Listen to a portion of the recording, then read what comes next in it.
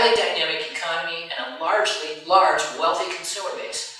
For these reasons, many successful companies consider starting operations in the United States after they have had success in their home country. For companies looking to expand in the U.S., one viable option is the use of the new office L-1 visa to start their operations and move key personnel to the U.S.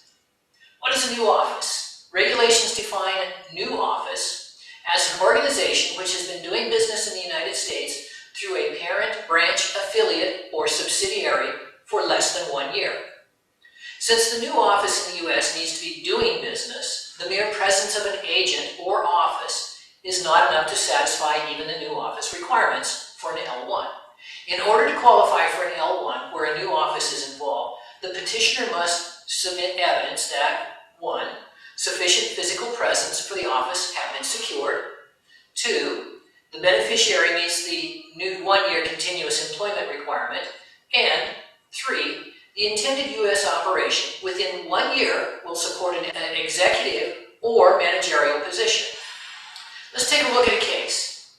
Helmut is the president of a German company that manufactures and distributes natural medicines. He knows that the growing interest in the U.S. for natural medicines, there is a great growth potential. To tap that potential, he feels that the company must have a subsidiary in the U.S. to import their products and develop a marketing network. He taps a young executive in the company, Peter, that he knows got his MBA in the U.S. to head up this new venture. Peter begins his research and presents his plan to the company board of directors, including an extensive business plan. The business plan shows that the U.S. subsidiary should be profitable within the first 6 months, and with aggressive marketing, should have gross annual revenue of $2 million by the end of the 3rd year. Peter is given the go-ahead, a large budget, and heads for the U.S. to establish the subsidiary and lease office space. He has identified the New York City area because of its proximity to U.S. pharmaceutical companies and the ease of receiving shipments from the company in Germany. After the initial work is completed, Peter is granted an L-1A and moves to the U.S. to start developing the marketing network and growing the company. This article will explain the logistics that are involved in starting a new office in the U.S. using that L-1 intra-company transfer visa. Let's first look at obtaining an office lease. When first looking to expand in the U.S., many companies are confronted with the uncertainty and are not sure whether the move will prove to be financially successful. As with many companies, they try to control their overhead expenses, and one place where they can look to cut costs is office expenses. The 21st century has brought us the capacity to work fully from home or to utilize innovative office solutions such as virtual offices and other types of temporary office space. While these types of office solutions have become the norm for certain business sectors, USCIS has not embraced this concept and continues to require a brick-and-mortar physical office. For immigration purposes, the office space should be large enough to support the company and its planned growth in the first year. We typically advise our clients to obtain an office with a minimum of 100 square feet, but the requirements vary depending on the company's interest and our industry and their planned growth. If a client is leasing only a small office, we recommend that they find an office in a business office complex where other amenities will be available as needed.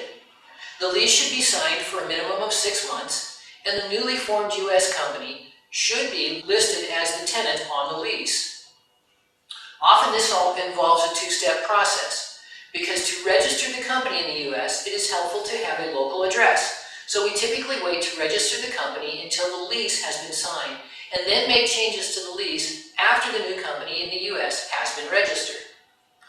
Let's look at writing a business plan, the second part of our complex process here. Although not as complex and thorough as one that you would submit to investors, a business plan is required for any new office L-1 petition. Remember, Peter already wrote up his business plan and used that for the board of directors to prove the company as well as with the INS. The business plan will typically range in the area of 8 to 12 pages and are more what you would consider an executive summary than a fully featured business plan. When drafting the business plan, it is important to include a personnel plan in the new office in the U.S. detailing how many employees the new company in the U.S. plans to hire in the first year and over the next 5 years. Another important aspect is the financial projections.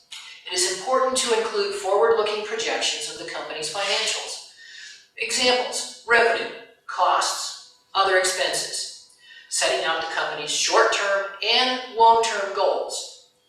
To determine whether to grant an extension after the first year, the USCIS considers aspects such as the number of employees, the growth in the revenue, the attainment of significant clientele, and other similar types of elements indicating that the entity has been actively engaged in the business activities.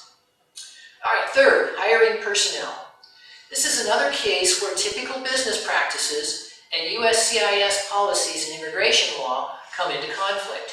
Companies looking to expand try to minimize the cost of expansion until they have obtained new contracts or business. USCIS, however, requires that within the first few months, the U.S. office show a growth in personnel. In order to maximize your chances of getting the first-year extension petition approved, we always recommend that our clients hire some U.S. citizens or green card holders to fill the required positions. Although many companies want to send specialized knowledge workers to their new U.S. office, the reason we recommend hiring some local talent is so that the company can get a healthy balance of local U.S. workers and foreign workers in the U.S. company payroll and on the organizational chart. Taking this more conservative approach in the beginning will inevitably prove to be a wise decision when the new office L-1 is submitted for an extension, and later when the company needs to send more key personnel to the U.S. The question that many companies ask when they are talking about or told about this hiring requirement is, how many people do we have to hire? The answer is not straightforward, because the regulations do not set out any concrete numbers. Instead, the company should hire as many individuals as is needed to operate the venture in the U.S. and to be successful and meet its financial goals. Because a new office L-1 will initially be approved for 1 year, the company will need to hire some staff before they can file for their 1-year extension. The reason for this is twofold. One, to show that the company has been growing during the first year, becoming a viable business, and two, to show that the office requires a manager or an executive. The second reason is relevant for those companies that send a manager or executive to open a new office in the U.S. as an L-1. Let's look at the organizational chart. An often underestimated part of the new office L-1 package. The organizational charts are important pieces of the new office L-1 puzzle. Every company should submit 2 organizational charts, one for the home company office and the other for the new company in the U.S. These are especially important when the company seeks to send an executive or manager to the U.S. on an L-1A visa. When transferring persons from higher company ranks, the role of the organization chart is to show that the concerned person is an executive or a manager and to present a clear view to the USCIS about the company's personnel expansion plans in the new U.S. office. When it comes to organization charts, creativity is highly discouraged, and the best organization charts are those that provide a clear view of the hierarchical view of the company's leadership from top to bottom. One common problem in making organization charts is that companies often insist on including departments and divisions on the charts. This should be avoided because it only provides a confusing picture to the USCIS. The various departments or divisions should be represented by its personnel on the chart and not as separate entities by the name of the division. The key idea behind the organization chart, as used in the immigration context, is to show the personnel reporting structure in your home company and the U.S. entity. Let's look now at the company registration. One of the most important steps in setting up a new office in the U.S. is to form a business entity. The formation process in most of the states is straightforward and generally requires the filing of articles of incorporation with the Secretary of State in the state where you wish to register your company. The decision on where you should register your new company and that business entity enterprise and what type of entity you should use depends on your company's long-term and short-term goals.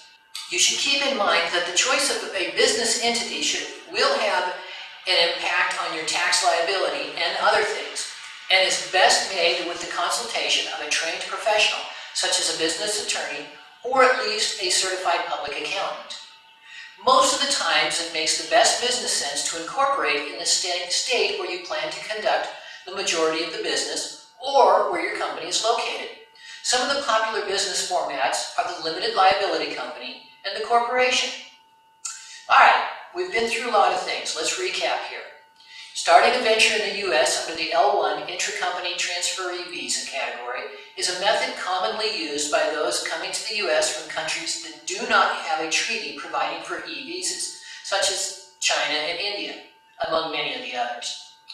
For healthy enterprises that are looking to expand in the U.S., it offers a way to start operations and give its senior managers and executives a path to a U.S. green card under the EB-1C category. The L-1 Intra-Company Transferee Visa category offers many perks, but it also is rather complex to navigate effectively and without incurring liability. Smaller to mid-sized companies need to prepare extremely well for obtaining a new office, L-1, and will likely face adversity from INS, from USCIS, if there are any ambiguities in the submitted documentation as to the company's or the beneficiary's qualifications. This article was intended as an introduction to some of the aspects associated with applying for a new office, L-1, but is not fully exhaustive. The issues are many, and the complexity of this visa is often underestimated by those that do not have extensive experience in this area of immigration law. Visa Pro highly suggests hiring a professional to plan your company's expansion to the U.S. market. This will ensure a smooth transition and a successful undertaking for your company. Visa Pro offers multiple services across multiple locations and is able to work with you regardless of your physical location. Visa Pro gives the right tools to companies expanding their operations to the United States. Our ability to deliver fast, easy, and economical service has helped Visa Pro build a well-earned reputation of trust and efficiency within the business immigration community. In case you are deliberating over setting up a new office in the U.S., or you wish to enter the U.S. to invest in it, manage, or work in it for an existing business enterprise, please contact us.